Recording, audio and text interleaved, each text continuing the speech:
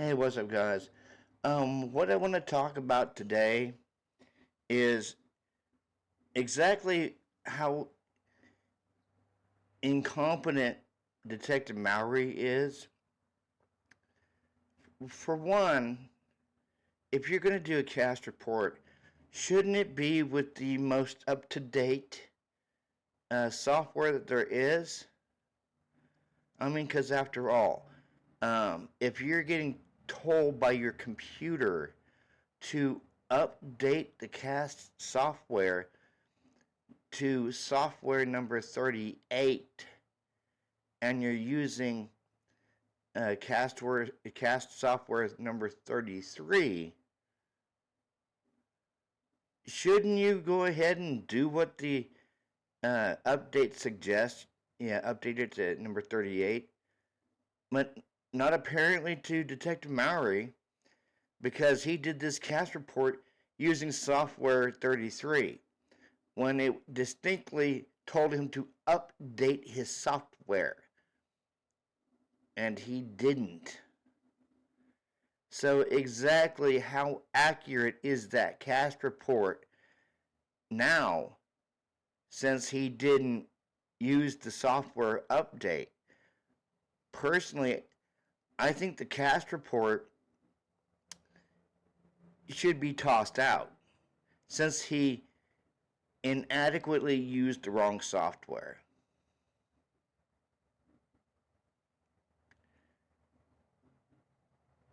That's just this thing about Mowry. He's really very incompetent.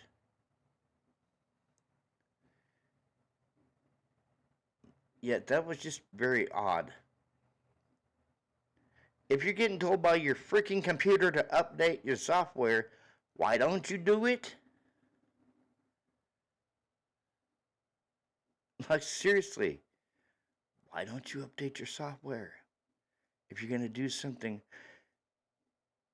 like this. So, if he's this incompetent, exactly what else was messed up in this case? What else? I mean, I even heard that they lost some of the USB drives.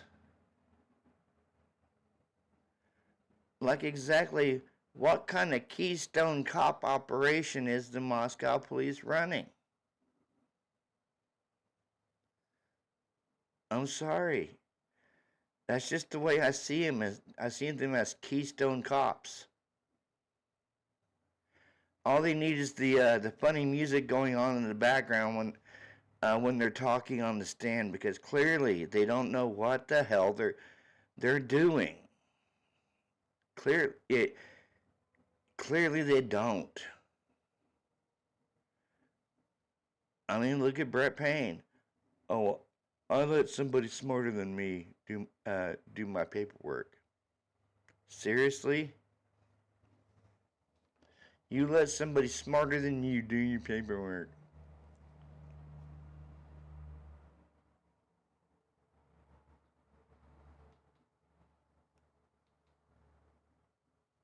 Gotta get my fireplace back.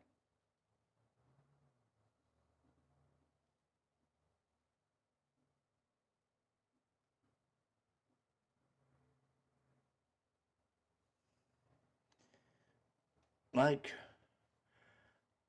guys, what are we dealing with in this case? Really, really, really, really, really, really.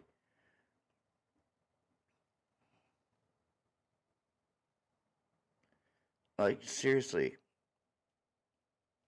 And I'm pretty sure you out there as my viewers know, if your computer tells you to update the software, what do? You update the software. So, is this cast report, since he did the cast report on the wrong software without updating it, is it no good now? Could that be why they're missing so much of the data for the cast report? Not only did they not use the AT&T cell tower records, but there was only like 18% of the cast report done. Maybe that's why it's only 18%, because they didn't update the software to the recommended software update 38, and they were using 33. Oh my god. I swear to these people sometimes.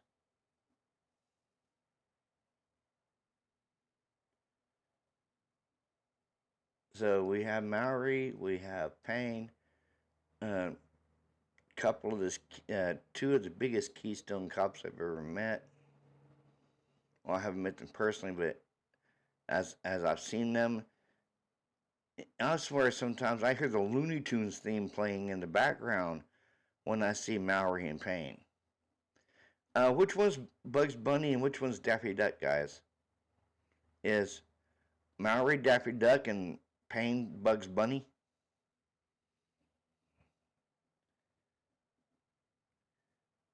And clearly, look at the bands. Look at the. I wouldn't say the alcohol stop, but look at the noise complaints. They were harassing those kids, like seriously harassing those kids. You had you had Blaker saying that he would press breaking and entering charges on the people in the house because the roommates weren't home. Have you guys ever thought about this? Speaking about Blaker, has Blaker and Payne ever thought about maybe the Sigma Chi run that house? I mean, it is sitting on Greek Row,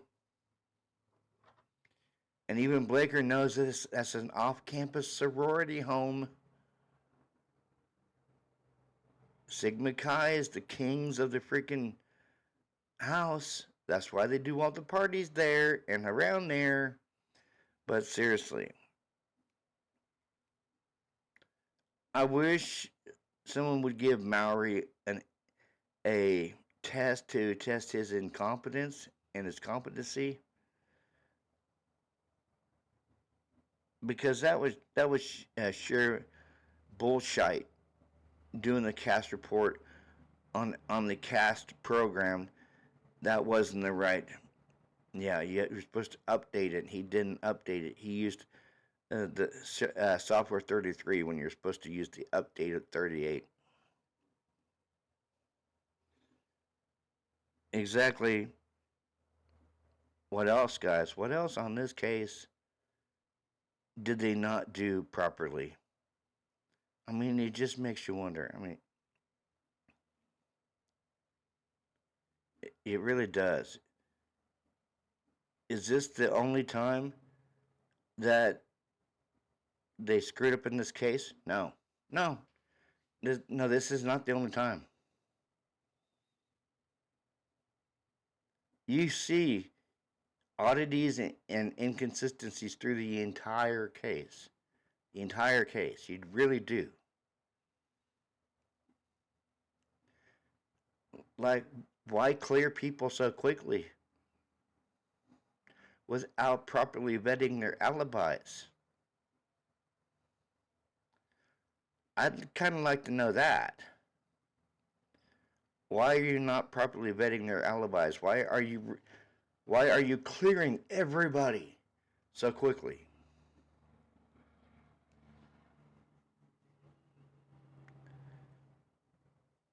It's a murder investigation.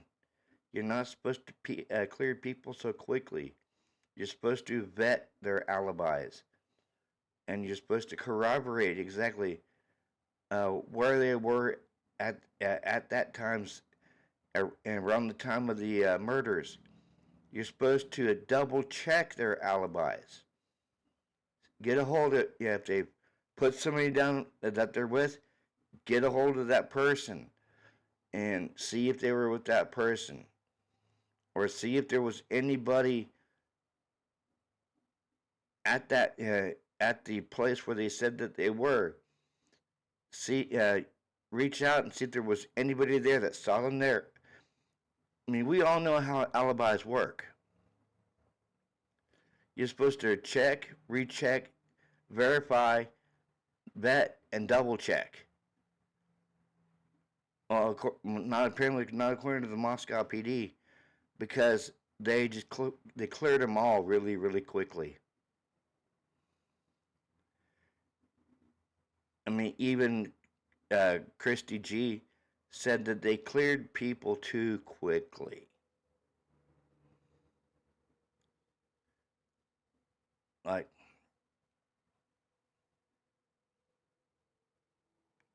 that's one of the parts of this case I will never understand.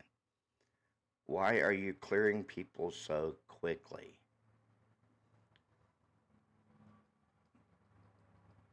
Like, seriously.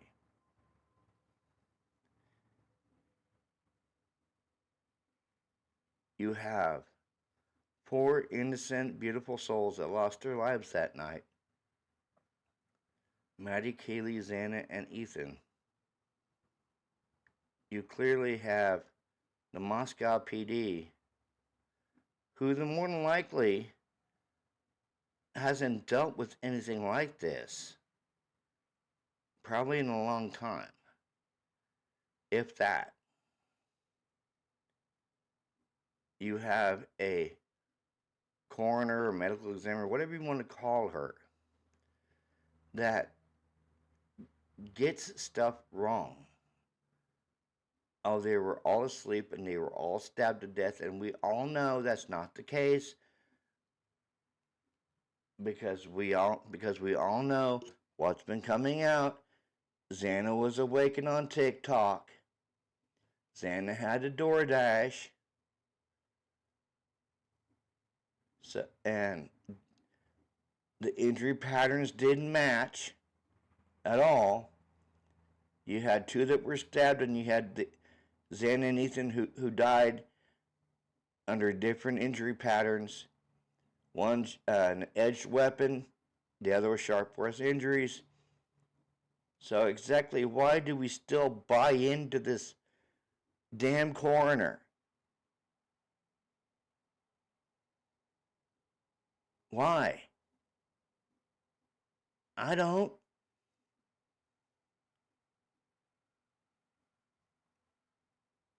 Why do we buy into this damn Moscow PD? Because clearly there was a lot of stuff in this case botched, and it was botched by them.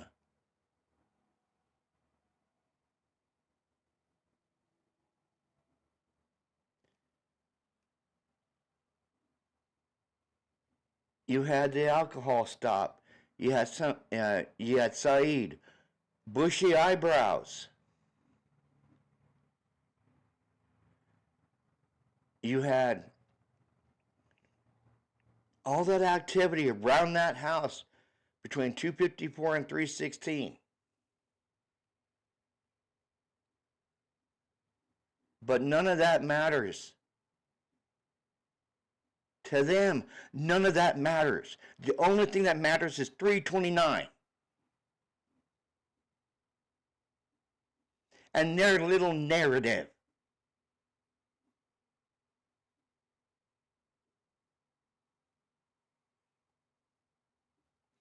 And their little narrative. That's the only thing that matters to them.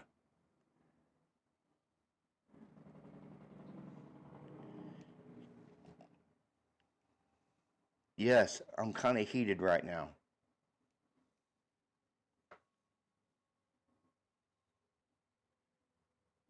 We see this stuff play out. We do. We see all this stuff play out. And there's more than likely an innocent man. You know, a lot of people say, oh, he did it. It's innocent until proven guilty. Not the other way around. It's innocent until proven guilty.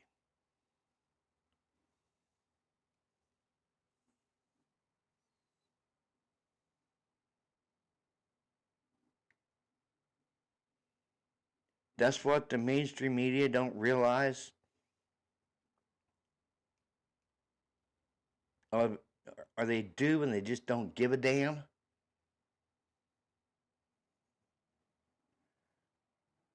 People like Nancy Grace, who throws this man's family under the bus, who throws him under the bus, who throws his attorneys under the bus, and has Steve Gonzalez on her show being all nicey nicey and kissy kissy to Steve G.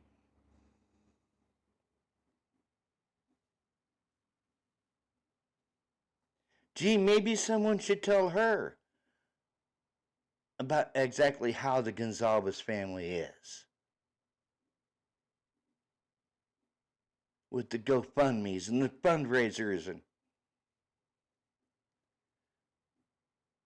they clearly they have a right to do what they want to do. They have a right to a fundraiser. They have a right to a GoFundMe. But why need both when they're both for the same thing? To go to trial next year.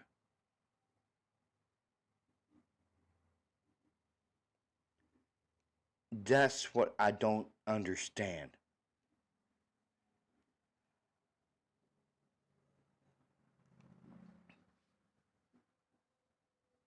But when it comes to them and their money, it is what it is.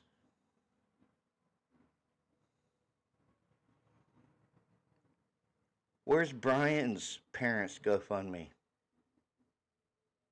Where's their fundraiser? Because their home got destroyed in that pre-dawn raid.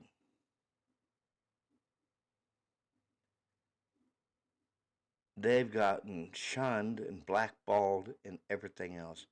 His sisters have lost their jobs over this.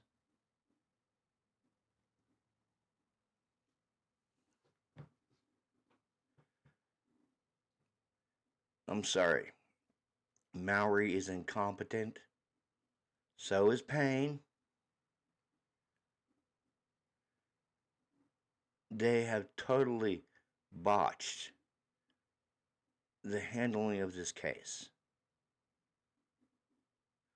Well, Mowry, for one, not using the correct update to the cast software, using the older software, and Payne for stating that they lost some things in that one hearing. Oh, we lost some things. I'd like to know what they lost. I really would. Is it those USBs that they lost? Possibly.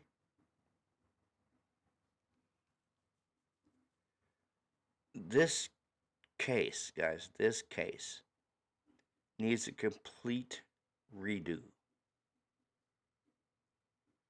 by more competent people. Because clearly Mowry and Payne are not competent. They're not. And I know, guys, we're not going to get a redo. We're not. We need one, but we're not going to get one.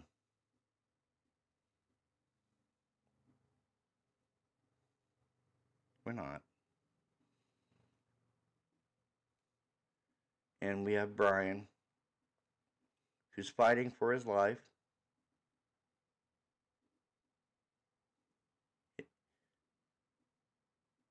And he's fighting for his life. I just wonder what goes through his head when he hears them talk about the manner of his demise. Especially at that court date on the 7th of this month. What was going through his head when he was hearing exactly how he was going to die? either lethal injection or the firing squad. It just makes you wonder what he was thinking. You think he was scared to death inside because he knows he didn't do this?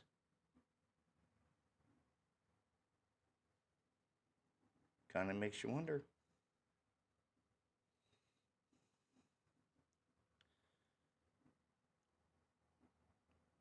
Like always, guys, like, subscribe, and comment on my channel. Hit that bell notification for any new uploads. You guys have a good Monday.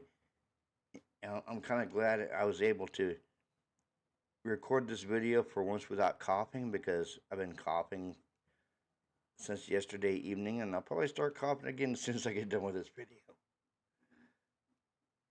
Yeah, my little one's getting me sick. This is Robert with True Crime Podcast. I want you guys to think what I said. You guys have a good Monday. Peace.